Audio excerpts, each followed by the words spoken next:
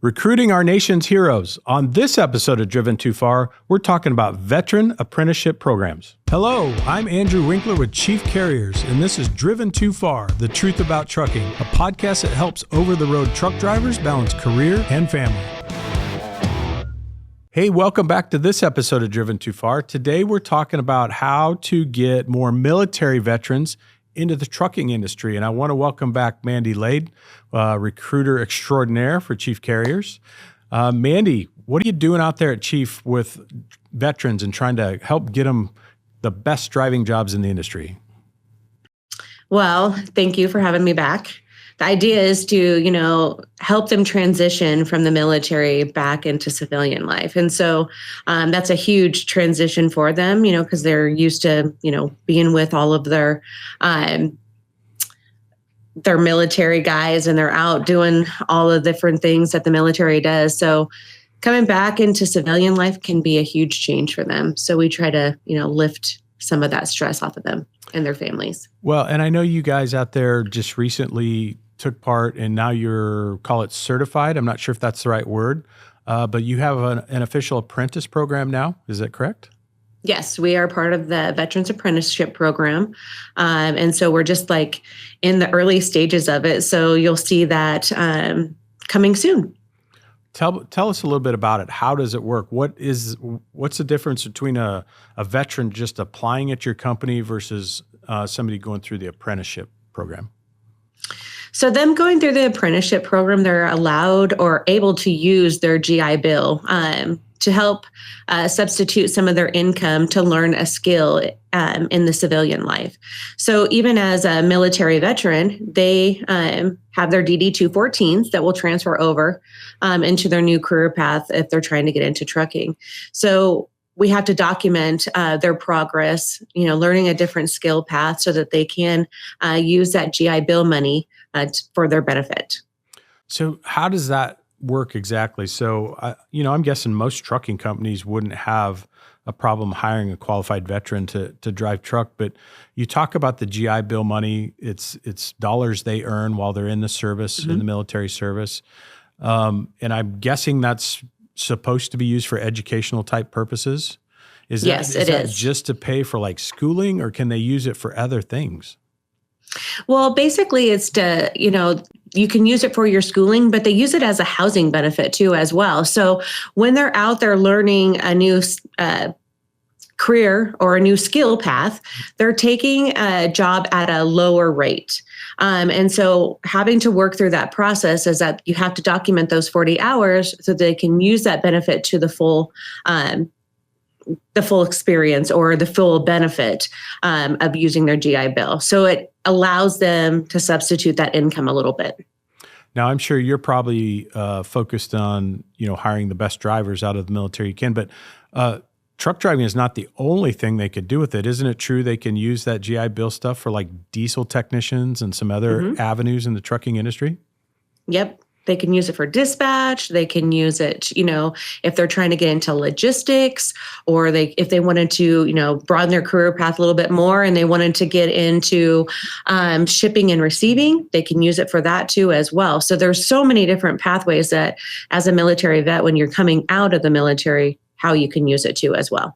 Yeah, that sounds like a really natural fit because there's a ton of logistics in the military, right? How do they move things across the world?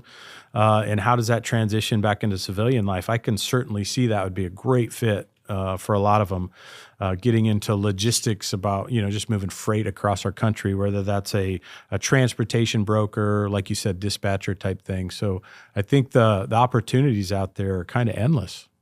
Yeah, absolutely. And why not? You went, you served our country, and now you're coming back to your family. And how are you going to provide for them?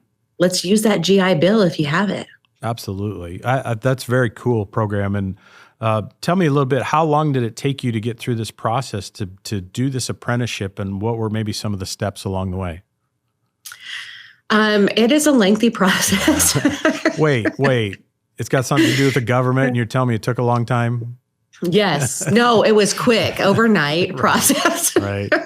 It is a lengthy process, but you have to learn, how they want you to put all this information into the system. So they are using their GI Bill money a certain way, but it's a lot of different training and a lot of different lingo. How can you help these these veterans come out of the military and use it? So you have to go through one education process. How are you going to utilize their system, their paperwork process? How are you going to document that to make sure that you're documenting the hours that they're using and that they're using to get into this new career path. So, and it's all on working hours too as well. So it can't be like, oh, they went on vacation for 40 hours and they get that GI Bill money. They actually physically have to be working to get that. So it's a little different of how you're getting that put in their system as well. And then the different states require you to do different things too.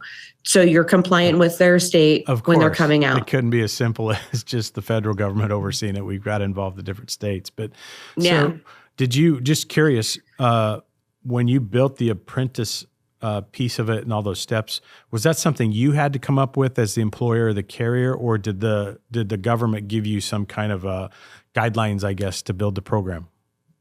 No, they have a guideline. They want you to follow their guideline.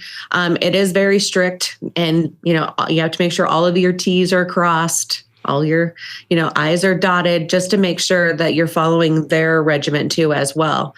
So it's interesting for sure. Learned a lot.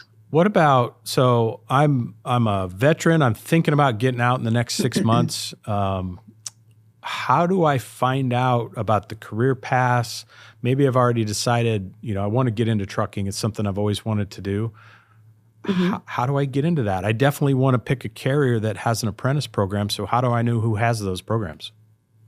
So when you're getting ready to exit the military, they're already starting your paperwork for your exit. So I like to say HR representative is assigned to each one of them, is already starting that exit process. So as they're getting ready to leave, how are you going to use your GI Bill, or what are you going to go and do when you leave the military?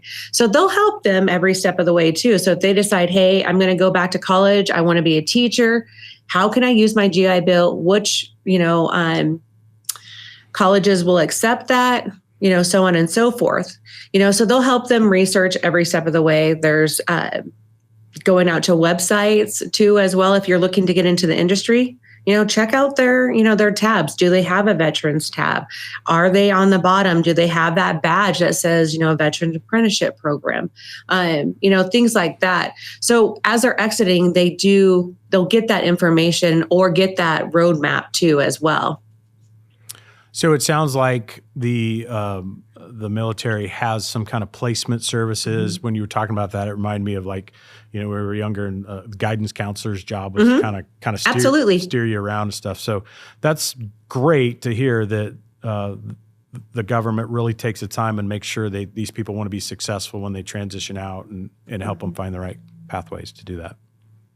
Well, and it's huge. I mean, going through this process from the very beginning, I thought, okay, we're going to have to learn how to do a couple different things, but I didn't think it was going to be as intense, because each state has a different regiment too, as well, that you have to follow. Luckily, state of Nebraska is a little bit different.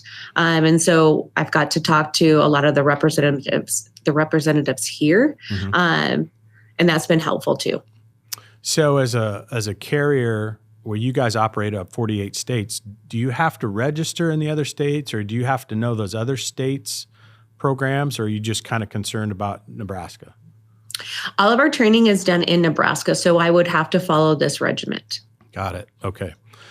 One of the things that I wanted to ask you is, why would you want to chase veterans? I mean, there's some obvious reasons there, but tell me why a military veteran might be a great fit for a career in transportation. There's so many different reasons why. Lay it on me. You know, you're already away from your home. You're already away from your family too, as well. So it will be an easy adjustment for you too. A lot of the military guys like that solitude. They like to be able to, per se, it's a mission that they're on. So why not transition into trucking?